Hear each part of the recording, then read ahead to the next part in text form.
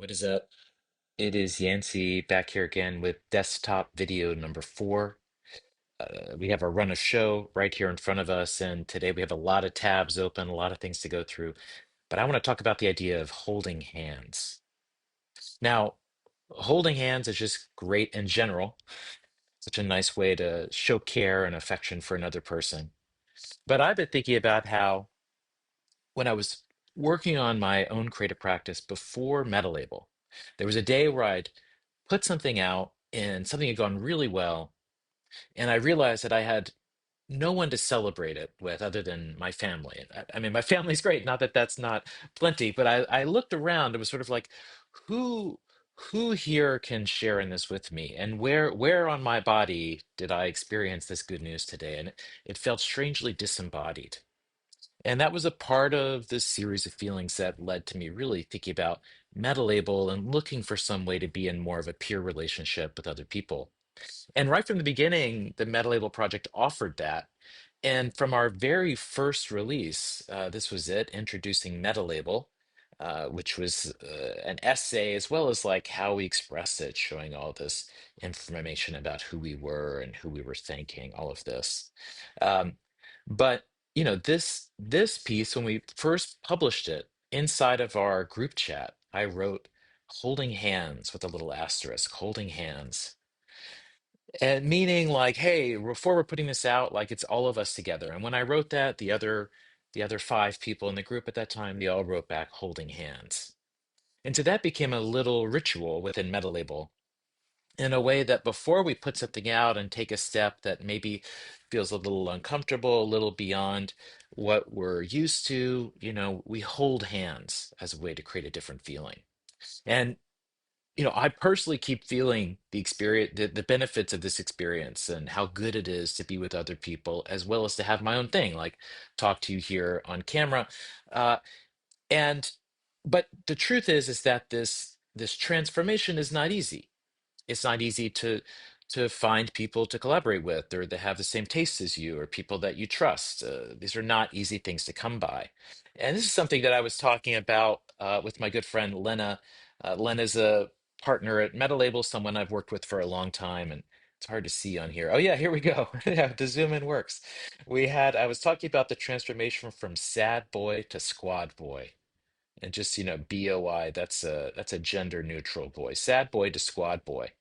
And in talking about that, we were imagining, well, the meta label universe is something that should connect the sad boy to squad boy. And so I've fired up my vibe coding through Vercel and made this little project of a lobby where someone on meta label could offer to help, like they want to offer their skills, or they're looking for someone else. And you could have a little board where people are listing paid or unpaid options of ways to get involved in what they're doing and a way to reach out. But in exploring this notion of how to work together, we as Meta Label have also practiced what we've preached and we've put out work. I showed that first release of introducing Meta Label, but as of now, our catalog is 19 releases over the past, since 2022, February 2022 is the first one. So in 3 years, 19 releases that have come out. I want to flip through them just really quickly. Uh, sorry.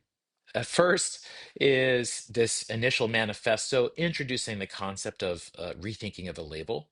Second, we made this tarot experience called Elements of a Meta Label, where people could discover what their values were and could work together as a group to define who they were and what they're about. And it's a little group project people could do together. Our third release was called Assembly. It was a place for collectives to learn from other artists and creators, including Holly Herndon and Nabil Ayers, who's head of Beggar's Banquet. Chorus was a Discord bot that let a community collectively tweet together. We launched a whole editorial space to explore how people have collaborated in the past. We made this beautiful book after the creator economy with Co-Matter as both a digital and physical release.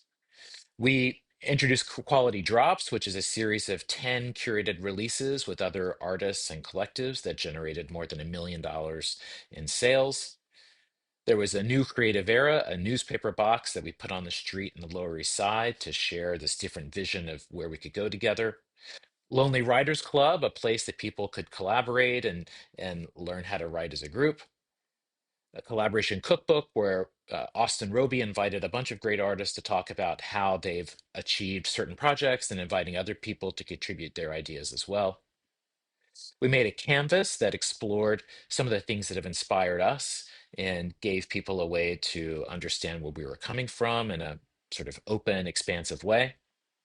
We made metalabel.com the platform where people could begin to release their own work. We made an open Google Doc called Promotional Principles for Creative People that walked through a lot of what we've learned about how to promote our projects and let other people add in all of their learnings too. This document is fantastic. There's 9 creative meditations, which is a series of visual essays like this one, as well as a PDF that walks through what I personally have learned in my career. There was our fall winter collection of 30 artists releasing with us, and an update to our platform included people like Brian Eno. There was the anonymous Creative Futures report, 75 artists sharing their vision of the future. There's the New Creative Era podcast, Josh Citarella and I talking about our creative practices. This spring summer release we just did of Doom and Bloom.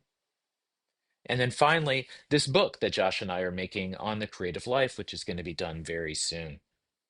And so all of these things together, when I look at them, I see two things. I see a vision that is really consistent. It's always about people coming together to support each other. And second, there's always this architecture behind it.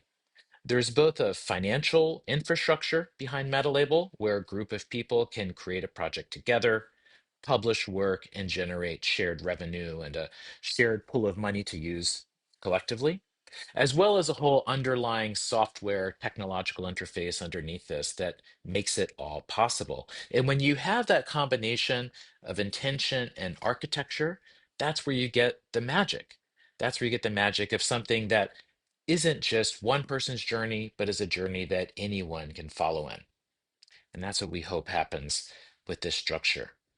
But overall, what this spirit experience says to me is if I think about where I was at sort of my darkest or bleakest, that day when something good happened and I kind of felt nothing or felt didn't feel anyone I could feel it with, is that actually the steps to become a part of something, they seem insurmountable because they are unfamiliar, but they're absolutely achievable, and we never have to be alone.